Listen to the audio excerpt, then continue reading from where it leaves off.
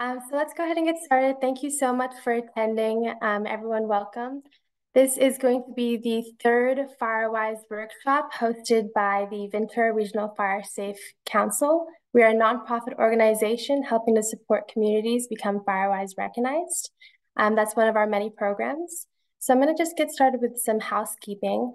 All of these monthly workshops are recorded. So if you would not like to be on our YouTube, then just go ahead and turn off your cameras.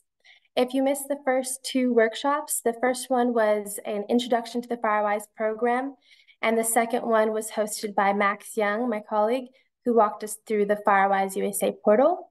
I'll show you in just a bit how you can access that on YouTube. Second item of housekeeping, we offer Firewise office hours. I've now extended these to be 30 minutes.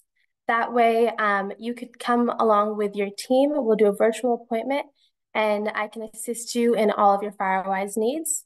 I would just ask that you, prior to that appointment, gather all of your questions, really read through the website. I believe it's like a one-stop shop for all things Firewise. Check out the FAQ sections and see if you can answer any questions yourself, and then go ahead and utilize those office hours. I may sometimes invite Larry Williams from the fire department, who's here with us today, to join in on those conversations, as well as Max whenever you have mapping needs. And then our website is the venturafiresafe.org. I'm a little biased, but I think that's one of the best websites for Firewise out there, and the Ventura County Fire Department has an excellent website as well. And then just a resource shout out, the Ventura County Fire Department will be hosting a CERT in-person kind of hybrid training at Oak Park from April to May. I believe Myra will drop the link to that resource in the chat. It's a great resource to up your community resiliency in your community. And if you're thinking about becoming Firewise, that's something that you can put in your application. And then just some ground rules as always. Please save your questions for the end and drop them in the chat throughout. I'll get to them during the Q&A section. Remain on mute for now, but during the Q&A, you can unmute yourself. And then again, turn off your camera if you would not like to be recorded. For the Q&A, you can use your raise your hand feature or speak in the chat. And then just be respectful of everyone's time. And if you have any more questions, you can utilize the Firewise office hours. Also, I believe I forgot to introduce myself to anybody who may not know me. My name is Natasha Saxena, and I'm a Firewise Regional Coordinator. I've been with the Fire Safe Council for about 2 years now. And yeah, I'm excited to host today. So just a little bit for the agenda. Today, we're going to be going through step 2 of the Firewise USA process, which is the risk assessment walkthrough. For the first 5 minutes, I'll just do a Firewise USA 101 for anyone that's new to the Firewise USA program. Then I'm going to give a home hardening overview. This is all the latest science, what's the latest science telling us to better prepare communities for wildfire. And I believe that's going to go really well hand in hand with the risk assessment, because you'll want to know that science in order to properly fill out that risk assessment. Then we'll go for a 5-minute break, hopefully by 1:30. And then I'll bring you all back at 1:35 for a quick poll on what you'd like to see next for our Firewise USA workshops, and then a Q&A. And then Myra, our communications specialist, will drop in the chat an option for a testimonial. You can complete it afterwards, after the end of the workshop, but she'll drop it in the chat, and it's just, I think, a 3-question poll, which will just ask to leave any testimonials for our website. Okay, so our role in Firewise. The Firewise USA program is really a resident-led program. It's completely voluntary, and because of that, the residents are the ones that are primarily going to be inhaling all things Firewise. You'll gain community participation in your community. You'll work on the 6 steps, including that risk assessment, 3-year action plan, and you'll ask for assistance when needed. The NFPA and CAL FIRE are actually the folks that run the program. They'll be reviewing the application and managing the online portal. And then our Fire Safe Council, we are not the experts in Firewise because this is not a program. A lot of times you'll see me lean on Larry Williams from the Ventura County Fire Department. His information's on the right there. For some of the tips and tricks for Firewise, because it can be a confusing process and I'm learning right alongside you. And then we educate on wildfire reduction strategies. We help communities apply for grants. So a lot of times, if you become a Firewise USA community, we have grants that can help support wildfire preparedness in your community. Right now, we have a grant for all recognized communities to get up to $1,000, to apply for up to $1,000 of funding if they're a recognized community in good standing. And then we offer support through the forms of monthly workshops, our Firewise office hours, and we conduct individual home wildfire assessments. So not the assessment I'll be going over today, but if you'd like to learn more about home hardening, I highly suggest you sign up for an assessment. That way you can learn one-on-one with one of a person on our team. And then the fire department, an excellent resource for Firewise. They'll be supporting Firewise communities too. You can email them at fhrp@ventura.org on the right there. They conduct a supplemental risk assessment. So they will do their own risk assessment of your community, and it'll tell you where your fire hydrant locations are and places for fire apparatus to drive through. It's an excellent assessment and can help inform your risk assessment. And then it's recommended that you share your application with us, the Fire Safe Council, and Larry Williams at fhrp@ventura.org, because before submitting it to the NFPA. This is because the NFPA is getting a lot of applications, and now we kind of know the ins and outs of what applications are likely to get rejected. So to save you some time of waiting for a response from CAL FIRE and then needing to update your risk assessment or any documents, you can just send it to us ahead of time, and that way we'll give you some feedback here and there. But it's not too big of a deal if you get rejected the first time. It's really common. It's not a slap on the wrist or anything like that. It's just them wanting to improve the application a little bit. So a lot of communities are facing some rejection and then they just reapply, and it's all good. So let's see about this one. All right, so just a brief overview. What is the Firewise USA program? It's a framework for residents to organize and take action to boost wildfire preparedness in the community. And the benefits, it's credited with multiple instances of prevented structure loss in the community. You also get a cool sign on the right. That sign you can get for free, one sign. And then you also have financial benefits. So the biggest reason why people are reaching out to us right now is because of the potential insurance discounts. I just recommend that you reach out to your insurance ahead of time and ask them, hey, do you recognize Firewise USA? And if they do, they'll let you know if they give you between a 5 to 10% discount. And then you also get access to the grants, like I mentioned earlier. Then there are 6 steps to become Firewise USA recognized. This is just to initially apply for the program, but it's an ongoing process. So the first step is to form a team. The second, which we're going over today, is to assess your wildfire risk, and that's a required document you have to upload. The third step is to develop an action plan, also a required document you have to upload. And those go hand in hand. You need to do your risk assessment. You need to assess the wildfire risk in order to develop your action plan. You're really going to want to look at that assessment and then look at your action plan, come to your team and say, what are the things we can do to mitigate these risks that we identified together? And then the fourth step is to report your investment and vegetation removed. Fifth is to host an annual outreach event. And then sixth, finally, you're going to upload those documents and you're going to apply online, and you'll wait to hear back from CAL FIRE. But I guess step 5.5 would be to submit it to us first, just so that we can give you some feedback. Okay, so now home hardening 101. Very basically, home hardening is making changes to your home and the vegetation around it to better prepare it for wildfire and really protect that home. The newest science is telling us that the #1 indicator of a home burning down during a wildfire is how ember resistant the structure of your home is and the 5-foot perimeter.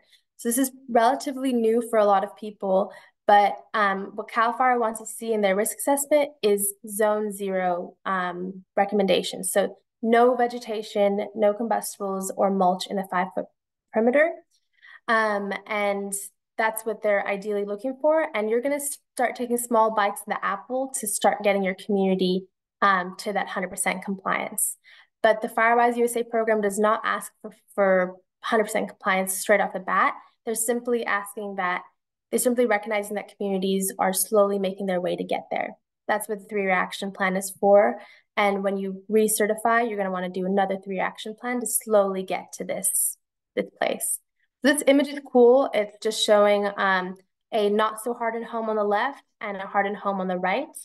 And you can see that the embers ignite the not hardened home very easily, whereas it doesn't really reach the home that is hardened. So these are some pictures of the identified home hardening. You'll want to have a 1/8 or 1/16 metal mesh screen on some of your vents. You might identify during your risk assessment some roofs, and if you have any gaps or openings, you'll want to note that in your risk assessment.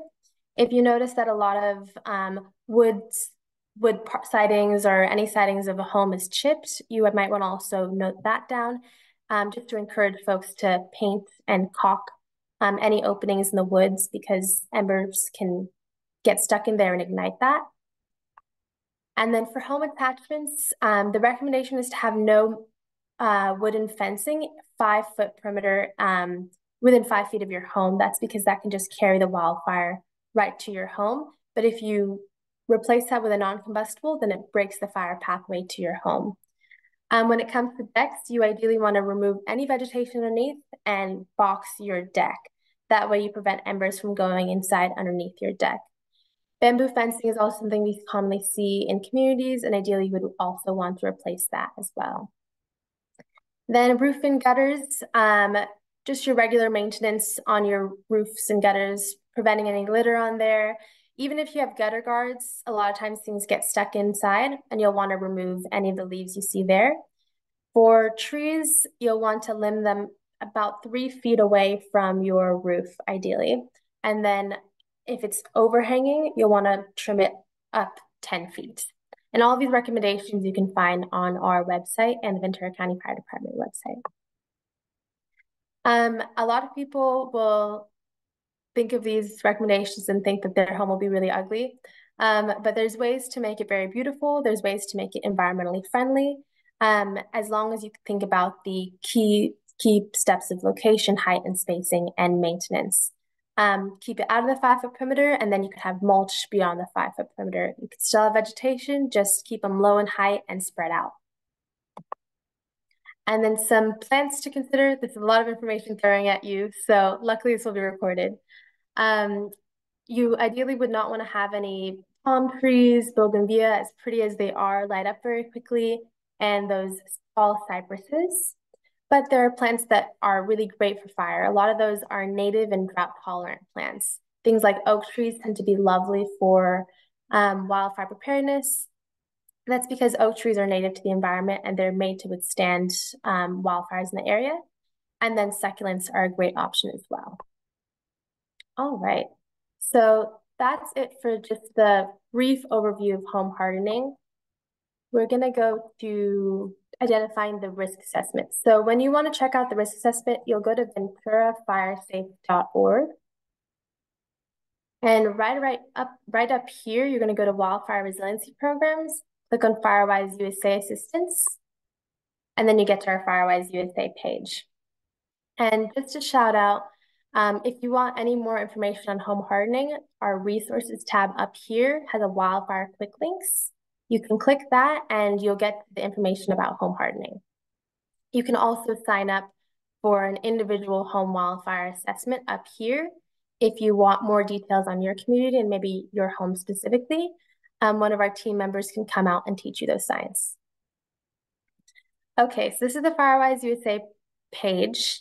It'll tell you a little bit about what Firewise USA is. It's a decade-long program. And then these are the 6 steps. You can actually click on it to find out what the steps are going to be about. But we're going to go down here. You can chat with a coordinator in the middle right here and watch past workshops on YouTube. We have our FAQ section. And then down below here is our required documents. So you can read and download the official document, and you'll use that when you want to fill out all of the questions on the document. And today we're going to go over this sample document. So I believe Larry may be in the chat today. I'm not sure. Yes. Okay. So Larry Williams, he's from our fire department. I mentioned him earlier. Larry, if you have anything to add to the Firewise risk assessment while I'm going through it, feel free to unmute yourself and you can add to whatever I have to say. He's been working alongside communities on these risk assessments for quite a while now, and he's an excellent wealth of information. So the risk assessment is a 14-page document, and there's only a few pages in there that you're really going to fill out. The first page and the second page are simply telling you how to conduct this assessment and a little bit more about this assessment. So I highly recommend you read through that.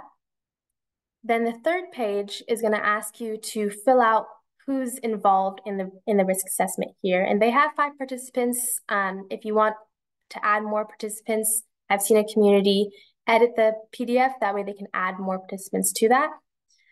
But it doesn't have any specifications on that little red banner of what information to input. But the information they're wanting to see is the names of your participant, their title. If you include us, then our title, the phone number of the participant, and then their email as well. Then down below, you're going to define an overview of your general site. So the site name, your location, and a little bit of the boundary description. If you're an HOA, and maybe the street names that outline your community. Just double checking. Can everybody hear me all right? In case my Wi-Fi is okay, awesome. And then you'll also want to ideally have an area unit of measurements. This is the Ondolando community, and they did acres. And then page 4 down here is going to be a general site description again. You're just going to have the number of dwelling units. I've seen this in applications. You'll want to keep your number of dwelling units very consistent. So always keep in mind how many units you have in your community and keep that consistent throughout your 3-year action plan and your risk assessment here, and your approximate number of residents. Then you'll type in the residential types of your community, if it's single family, duplexes, townhomes, and types of ownership.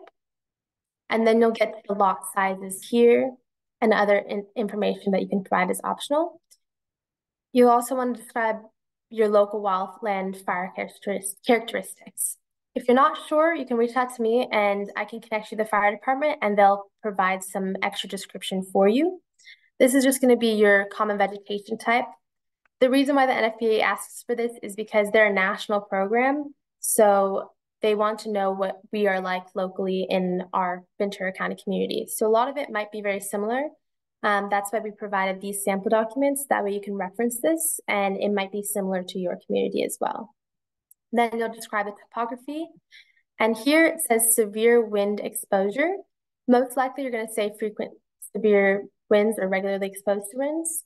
And then history of wildfire, you'll note that down as well. I believe there was one other thing. Most likely you're going to be in an area with history of fire occurrence, even if it didn't hit your community directly. If it was the nearby wildland, then you're going to say history of fire occurrence. Okay, so pages 5 to 7 are going to be zoomed out, bird's eye view description of your community in really general statistics. So as you can see here, the very first section is going to be the home ignition zone. That's what I just went over with you when I was going through some of the fire science. That's going to be your zone 0. It's going to be the actual structure of your home and the 5-foot perimeter around it. So the home, what's the roofing material made out of? Most communities now have Class A asphalt, fiberglass, maybe ceramic tile roofing. So you'll just note down whether it's greater than 75% of your homes have a Class A roofing, maybe 50 to 75% have metal tile or Class A roof, and you'll note that down. You can kind of guesstimate here. You don't necessarily have to know every single home in your community. Then soffit vents. So if you're not sure, soffit vents are the vents that are near to your roof, so that only the above roof vents up there. And you'll also say whether you have greater 75%, 50, 74%. I do see that's 125, so I'll try to speed up here. Then your siding, whether you have non-combustible siding, stucco, aluminum, etc. You'll see about that siding. It's really looking at the bottom 6 inches too. So if majority of the home is non-combustible siding, you can include that as non-combustible. And then skirting, that's that's actually the bottom of the home. So if you have greater than 75% of homes have decks that are completely boxed, etc. Then wooden attachments, again, general statistics. If you have a gutter type, roof gutters, windows, and then you'll get to the 5-foot perimeter. So this is where we see a lot of folks may get stumped by CAL FIRE because it asks if your immediate zone has treated vegetation and has created a combustible-free area. Because it's so new, most communities should be at this 25 to 50% / less than 25%. Most communities do not have their zone 0 super tidy, and that's what we're going to be working towards primarily. And then you'll look at your zone beyond your 30 feet, 5 to 30 feet, and extended zone 30 to 50 feet. And then common areas or adjacent public lands. You're most likely going to be adjacent to a wildland with accumulated fuels, even if it's a couple miles away from you if you have the wildland.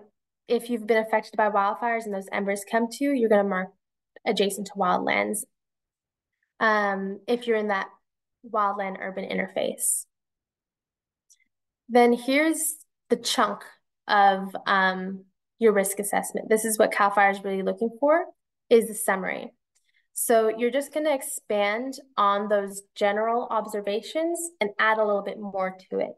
So maybe it's less than 25% of the homes have the non-combustible sidings, and you could say, comma, many were observed having mulch or creepers like bougainvilleas against their homes, and that way you can address that in your 3-year action plan later on. So this is just adding more to it. So their example is greater than 75% of homes have non-combustible roofs. However, there are several noted with wood shake shingles. You could say several were noted with leaf debris, and that's just something that's a risk to your community that you'll address in your 3-year action plan. And then page 9 offers recommendations. So now you've seen your risks. How do you recommend we approach these risks? So it could be something like encourage residents right here. The Onalano community has encouraged residents to replace these ornamental combustible features to work towards the greater than 75% compliance. You're just going to add those recommendations. And this page 9 is what you're really going to look at when you're talking to your team about your 3-year action plan.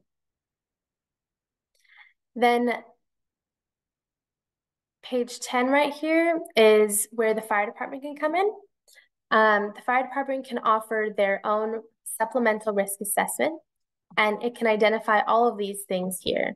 So your hydrant locations, ingress, egress routes, location of fire districts and its capabilities. Highly recommend you reach out to the fire department to get that information for your community. And then finally, page 11, you're just gonna add in a picture of your community with its boundaries. So right here, we have the Onalano community, and they've just created this nice border all around, and it has street names. Ideally, you wanna have street names, and ideally you would wanna have parcels, but that's hard to get by. In our last workshop, Max gave us a how-to guide on how to create a map for your website. So definitely go on our YouTube channel and check out how to create a site map if you haven't already. And then page 12 through 14 are simply going over more details of terminology and what the Firewise USA program is. So I'm going to go ahead and stop sharing. Actually, real quick before I stop sharing, some folks may be wondering how they would go about getting those percentages. This is just one way of doing it. Some communities have a tally sheet, and they'll walk with their team. They'll divide and conquer and just do a small tally of everything they're seeing in their community. That way they can get those percentages within your community. All right, so I'm going to stop share right now. And it is 1:30, so I'm proud of myself for keeping up the time right here. We're going to take a quick 5-minute break, and then we'll come back, drop your questions in the chat. I'll walk through what questions we have in the chat so far. I'm going to do a quick poll, and then we're going to go ahead and do the live Q&A. So talk to you all at 1:35. Okay. So hopefully you all got some water during that break. Larry, I'm gonna go ahead and let you say whatever you want to say about the risk assessment, and definitely add to my presentation. If you want to go ahead and let me share the screen and show you the document, I absolutely can. But take the floor, Larry. Good afternoon, everyone. So some of the items that we've been seeing with the risk assessments and 3-year plan documents, the 3-year plan will be another training down to another month here. But for the risk assessment, some of the areas that we've seen that has caused some corrections or rejections when CAL FIRE has reviewed it is not following the examples shown in the page 8 and page 9 sections. Now, there's been recently, we've had a couple, and we haven't gotten the comments back from CAL FIRE where they've actually done an even better job than what the example shows. We're waiting to hear back if that's acceptable from them. But by not showing identifying each of the items in the check boxes in your your summary section in your percentages, that's been causing those rejections. And then in your recommendation is then making sure you carry forward those items that you are already at 75 to 100%. And if you're 100%, great. Then just indicate recommendations as measures to maintain those items. If you're not quite to the 100%, and plus any of the other categories, is the recommendation should include how are you going to encourage or educate folks to improve upon those percentages. That's the meat and potatoes of the summary and recommendations. That summary is basically a snapshot in time of what your community looks like. What's your good stuff? What's somewhat okay, and what's your bad or ugly stuff? And then your recommendations is how are we going to get ourselves to be better resilient, fire resilient in our community. Once you take that information, then those items will be carried over to the 3-year plan where you'll actually implement under the sections and indicate how you're actually going to try to improve those percentages over a period of time and give some target goals percentages for improve. So that's the main thing we're seeing. I'm curious to see how some of these recent ones that just got submitted to the process have been done.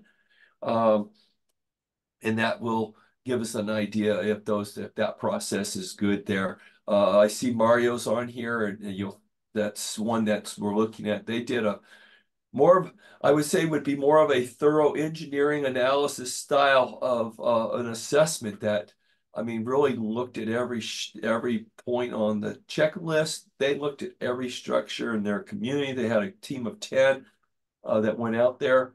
I think it was a well put together thing. I'm hoping CAL FIRE accepts that too, as that would be on what the risk assessment form is looking at. And that's basically it. Make sure you meet what they're saying, then go beyond.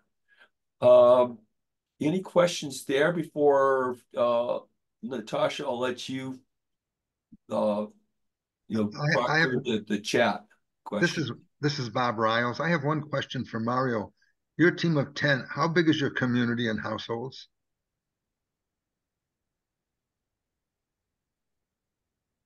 Let me see. Can you hear me now? Yes. Okay, we have 70 households. I estimated over 200 residents. I did do a census bureau study to try to figure that out as best I could, and came out with about, I think it was 200 something, 220, 240. I can't recall. But you had 70 households. 70 homes. Yeah. Well, good for you that you could get 10 people to volunteer to help you. Oh, Congratulations. we have more than that. We had 37 that showed up for the first workshop we did. Lovely.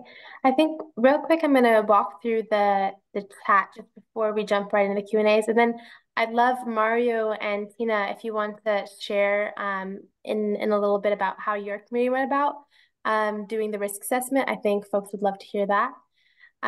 But just so that we get everybody on the chat. So Chris said we need to be careful that while advocating for Firewise landscaping, we do not appear to be using this program to force native landscaping on people. 100% agree there. We need to work with people to choose landscaping styles that best appeal to their aesthetics and meet Firewise considerations. Absolutely. It's really always up to the homeowner how they want to landscape. And then Myra said, hi, Chris, agree. We are not plant experts, nor do we claim to be. We simply advocate for people to use their own researching skills to find what vegetation best suits their own landscaping needs, while keeping wildfire safe considerations. Thank you, Myra. And then let's see. So Kevin said some insurers are already asking for zone 0 clearance upon renewals. When may BCFD start requiring it? Larry, would you be able to answer that question for Yeah, Kevin? let me respond also to the landscaping question too. The first thing everyone needs to understand, separate from Firewise. Firewise is this great grassroots, residence-based process of getting your community more fire resilient. However, in California, you have to remember that if you are in a fire zone, the statutory law requires you, if you have a building on your property, to maintain proper defensible space. And in the definition of the fuels that is subject to defensible space, it includes cultivated landscape plants. In other words, your ornamental vegetation. So any vegetation, whether you plant it or whether it grows naturally, is subject to the defensible space requirements. The state regulation laws also state that the desire to try to preserve the native vegetation in the different areas, because that is written in there. But again, that's not a mandate. And then our main concern is not putting invasive species that aren't appropriate in a zone, or putting in stuff that's hazardous vegetation. It's more prone to ignite and stuff.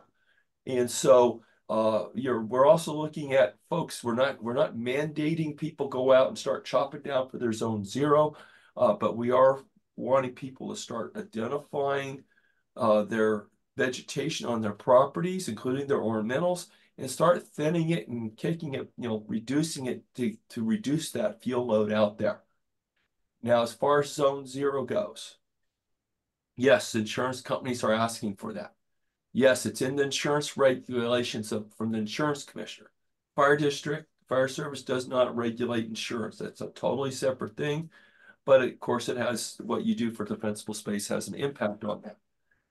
Ventura County Fire Department does have a zone 0 landscaping requirement for all new landscaping that's being installed around a building.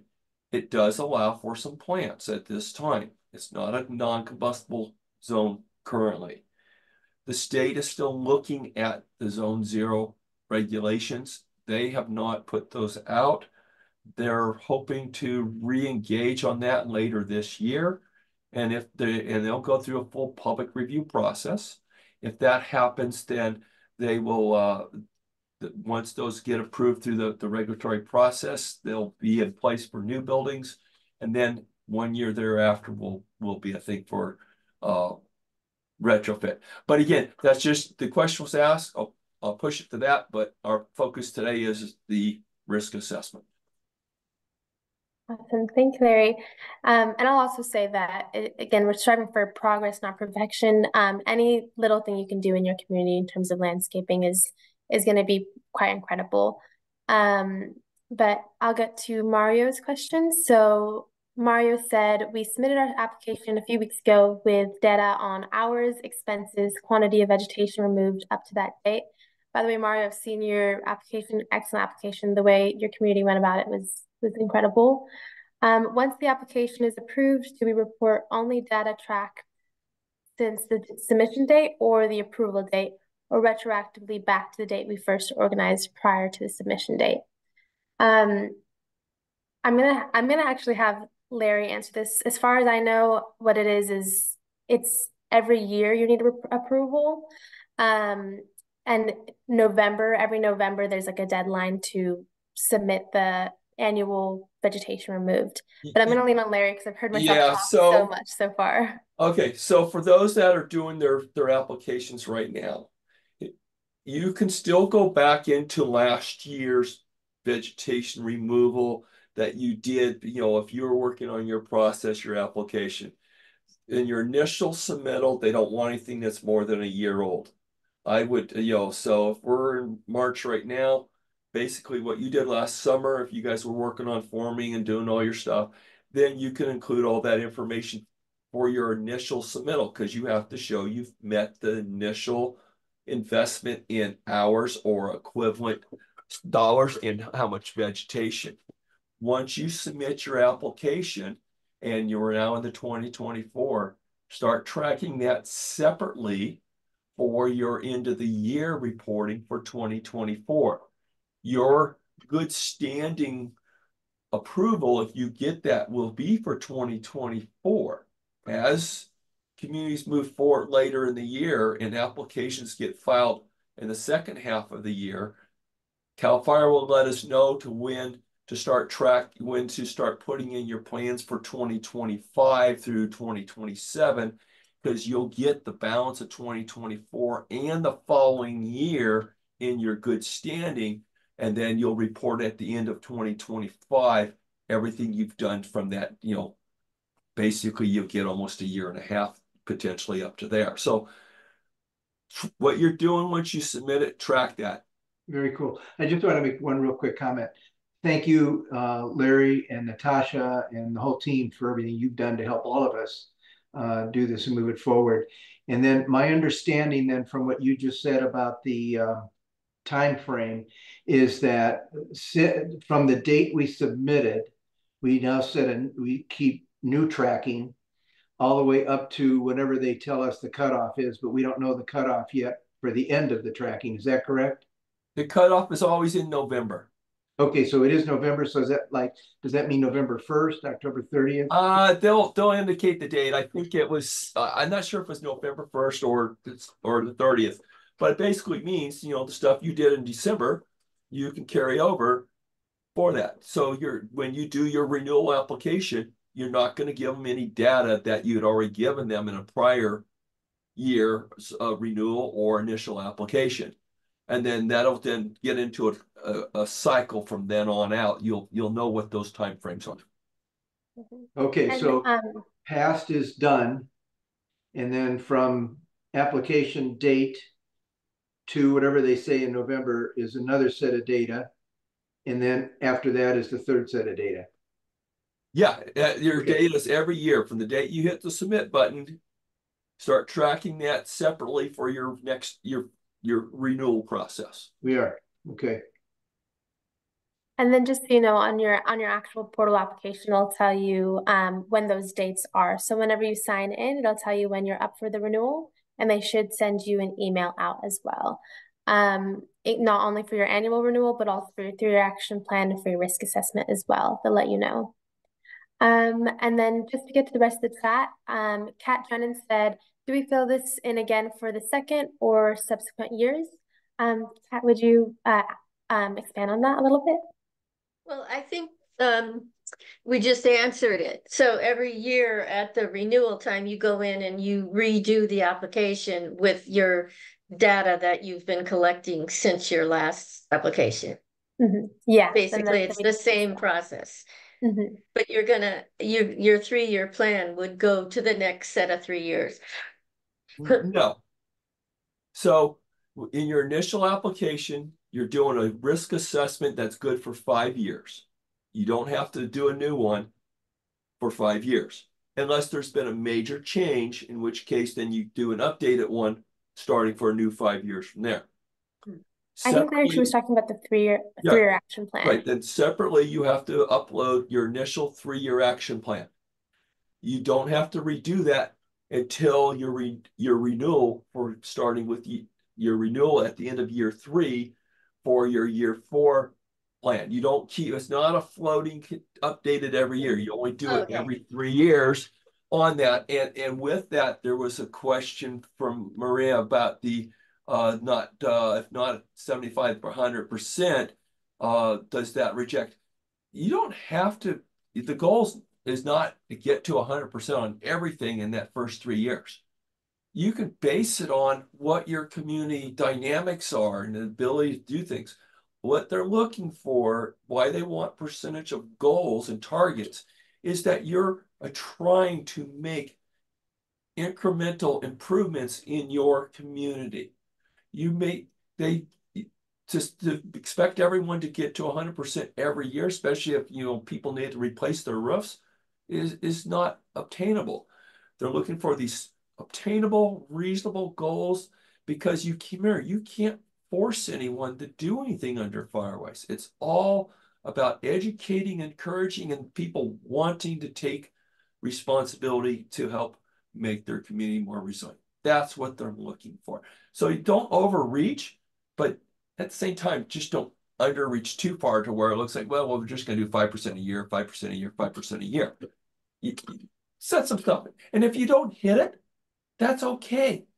You've made that effort. When you come up with your next 3-year plan, you can reflect where we are now and how we want to then continue to move forward. Because you may run into pitfalls. And so how are you going to address those pitfalls? It's a living program, living documents as you move forward. Thank you, Larry. That's a good precedent to set for it. And I think CAL FIRE and NFPA understand the heart of the program was built for residents simply trying to reduce wildfire risk in the community. So they're understanding on that end as well. Myra, our communication specialist, has a testimonial that we can all take with us. So Myra, if you want to go ahead and drop that in the chat for folks to copy and paste, and then you can just fill it out at the end. So Maria said, if not the 75 to 100%, can education efforts in the 3-year plan compensate and avoid rejection? I think Larry just kind of answered that. You don't have to have 75 to 100%. Chris said, my community, University Glen, has an inherent problem with compact spacing of the standalone homes. These homes have patios, micro lawns, and courtyards, but no yards. As a result, little or none of the space between the homes lies outside the zone 0 space. That suggests that most of their yards will have to be vegetation free. This is proving to be a hard sell. Has anyone considered landscaping schemes that are not so stark? Chris, that is a very valid concern. There's definitely a lot of communities that have that shared 5-foot perimeter. I think an excellent community to look to was the Los Robles Estates community, who became a Firewise recognized community. They also have patio spacing. It's really, really small and a hard sell to promote the zone 0. They're just simply taking bites of the apple, though, and vegetation. Certain landscaping, like as long as you're getting rid of the mulch and you have a tiny bit of plants in that zone 0, if there's succulents, the type of plants, it's just simply to reduce the risk. So one thing may be better than the other. You may still have a little bit of vegetation in the 5-foot perimeter, but if it's a less of a risk, then you're making progress. So you may mention that in your 3-year action plan to just start selling it in the way that best meets your community. There's an education outreach section, and you're just going to sell it to based on what you know of your community, how you're going to best meet it. Larry, do you have anything to add to that answer? Oh, there we go, unmute. I think the concern there too is that, you know, because of the narrow side yards and stuff. Again, right now, there's no mandate to retrofit to zone 0 requirements. That all those concerns are being evaluated, understand, yes, we know that's a huge thing. Again, we cannot control what the insurance companies are asking for when they're doing their reviews and offering insurance and stuff. So that's a balance that the property owner is going to have to deal with. For new stuff going in, yeah, you're barely going to have any landscape, if any at all. The bigger concern that comes up is what about privacy screening and stuff. And you really can't use landscape for privacy screening in close proximity to structures anymore. Combustible fencing, vinyl fencing is an issue too. So there's more to come. I think a whole discussion about zone 0 landscaping stuff may be something for a different workshop or invite meeting, and that could be something potentially set up down the road here. Sounds good, Larry. Thank you. And then Maria, do you want to go ahead and unmute and mention the CERT CPR training? Yeah, you mentioned at the very top the CERT training that's happening from Ventura County Fire Department. I did reach out to Diane Starzak, who was on that email and the announcement of all the classes, to ask if CPR training was part of that. She said right now it's not. Personally, I have looked into you can go online and you can buy a class and you can do it on your own. But she said if there were enough people that were interested, she would look into including the CPR training with the CERT training. I don't know if that would involve a per person charge like the online classes are.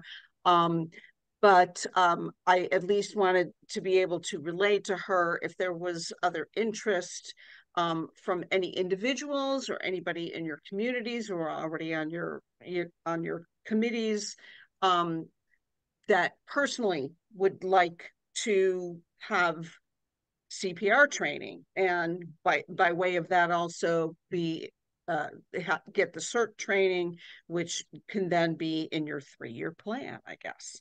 So I'm just going to in the chat put my email, I guess. Oh, look at this. Okay. So Mario is saying that this came up. I mean, I was willing to have people email me just so I could get a read to get back to Diane. But if anybody thinks that there's a better way to go about it, I'm open to that. Yeah, thank you, Maria. Thank you for sharing that resource with me as well. So CERT is a great one, and hopefully you'll get enough folks to do CPR as well. I'm going to move on to Hope's question. If you want someone to talk about our HOA meeting in Clearpoint, who do we contact?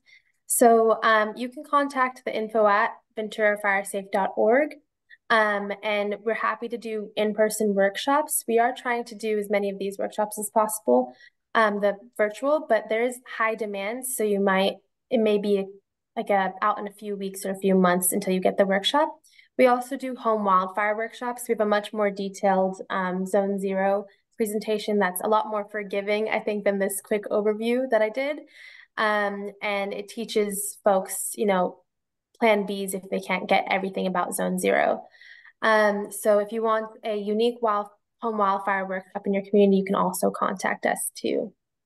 And then, all right, so does anybody have any other questions that they would like that we may have been missed in the chat? Go ahead, Kevin. A real quick question. I'm curious to why step 5 is after step 4, because step 4 is the data collection and step 5 is the community outreach where you would advertise that you need data from residents. So, I mean, you can do step 5 whenever, right? The community outreach. Exactly. I think that's a great question, Kevin. I think you'll go to different websites and you'll just see different steps. It's whatever we're making it digestible, but the steps don't necessarily need to go in chronological order. I'd say the only one that needs to be in chronological order is doing your risk assessment before you're through your action plan. You can do them all in tandem. And you can even apply online. You can get your application started the day you form a team and you just decide, I want to start this. Let's just see what the portal looks like. Go ahead and create a portal. You can do that as well. Okay. But good question. Yeah, on that point, I just watched Max's workshop from the previous month. And one thing that was mentioned briefly was Oak Park is trying to do a Firewise, and their boundary is their entire Oak Park Municipal Advisory Council boundary. That sounds familiar to what we're trying to do in Santa Rosa Valley. But when he went through the application, or when the data entry would be so cumbersome if you're doing it house by house, and it's got to go in that way. I don't know how they're doing that. I'm very curious to where they're at, and kind of give me a contact to talk to them about what their strategy is. I could answer that. No, Okay. they are not doing the entire Oak Park as one Firewise community for that very reason. Mm-hmm. It is too big. They also have 5,600 homes. It exceeds the threshold. They have taken a stance now is that they are pushing for individual smaller communities and stuff. And one of the things too is having different HOAs with communities that they want to do it and trying to get a balance. So how do we prioritize projects? I want to take care of this this one HOA wants to do their stuff, another does other things. So they are pushing for individual smaller bites and communities. They have 1, 2, 3, I think 4 that have got applications in. A couple have actually submitted just recently, completed their stuff. They just had 3 of the communities got together with the Fire Safe Council and had a single community outreach event that all 3 Firewise communities were invited to. So they all got to take and share and count it as their own individual, but they were able to intermingle with the other ones. So that's the approach they're taking. You can get a hold of the Oak Park Fire Safe Council on their website. Doug Wilson is one of the leaders. Jay Fernandez, who was there, just stepped down because he's relocating. But they've got a good group out there, and they're breaking it apart. Yeah. And Good. if anybody else wants to have a deeper dive in their own community, feel free to use the consultations that we offer. I'm thinking we're calling it Firewise office hours, and that's on the website. But Kevin, there's examples of communities that have done multiple HOAs, and what they've done is they did extra supplemental risk assessment where they broke down their HOA communities to identify. I'll show you on Monday, but I think it was a Saddle Mountain community. They combined 2 HOAs, and they showed an example of the different types of HOAs and their different landscapes and structures. And maybe I'll show that on Monday. But Larry definitely is right in his own. I think there's different ways to approach every community for sure. All right, so we're approaching 2, and I wanted to do this quick poll just to see what everybody would like to see from the future Firewise communities. And I know it's kind of fatigue at the end of a Zoom workshop, so I hope everyone still has the energy for this. And then we'll get back to Q&A, and I'll stick around for about 2:30. But this is just so that you'll just go to slido.com, and I'll drop this in the chat. See if I can drop this in the chat. Okay. Okay, there you go. All right, so the polling is going in. I think it's such a cool tool to just be able to see live what folks are interested in. And just a quick input, sorry, everybody. For the home hardening education, outside of the Firewise workshops, we also we will be offering several of those throughout the year upcoming. Hopefully we'll have one virtual in the next month or so that we'll be scheduling. So if you get our emails and our newsletter, you'll be sure to get notified about that one as well. In the past, we have done a lot of workshops in a community where we'll do a presentation at someone's home and they'll invite all their neighbors and we'll talk about home hardening. And those tend to be really great discussions too. Okay, I'm going to stop sharing, but it looks like insurance updates, tips to get community buy-in, and an action plan deep dive are the top 3 for now. You're still welcome to poll as much as you'd like. I'll keep it open for the rest of the day. And thank you for doing that. Again, Myra's testimonial poll is also in the chat. Myra, if you want to drop that again for anyone to access. And now we'll get back to the Q&A. So does anybody else have any other questions?